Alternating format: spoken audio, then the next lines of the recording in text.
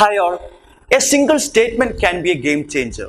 So here we are going to discuss those statements which can help you clear prelims this year. So moving on to the question, consider the following statements. 1. The right to property was deleted from the list of fundamental rights by the 44th Amendment Act of 1978. 2. A private body or an agency working as an instrument of state falls within the definition of state under Article 12. 3. It was in the Berubari Union case. Supreme Court ruled that the constituent powers of Parliament under Article 368 does not enable it to alter the basic structure of the Constitution. Which of the statements is or are correct? So moving on to statement number 1. The right to property was deleted from the list of fundamental rights by the 44th Amendment Act of 1978. That statement is right here. See, our original constitution provides for right to property as a fundamental right under Article 31 of the Constitution. Fine. It was through 44th Amendment Act, the provision of right to property as a fundamental right was removed and is now made a legal right. That is, right to property is now only a legal right under Article 300A of the Constitution. That means now if this provision is violated, we cannot directly approach Supreme Court.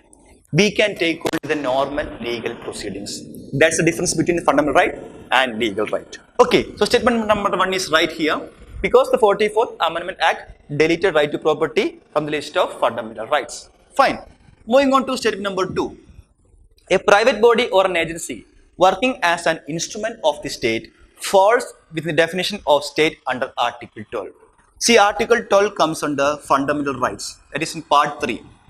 And 12 defines what is a state. Okay.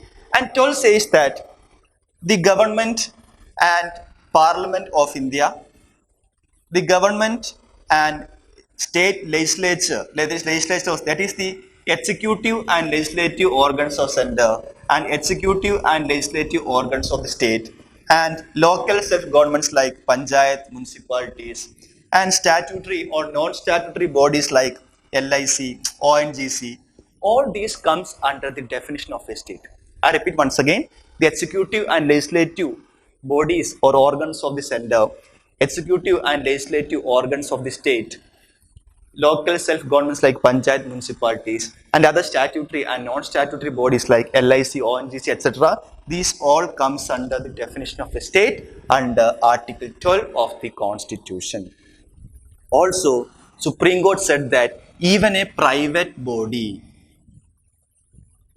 who work as an agent of a state also comes under the definition of Article 12, that is 12. I repeat once again, Supreme Court said that even a private body who is working as an agent of a state also comes under the definition of the state.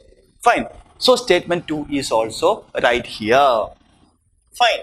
And moving on to statement number 3.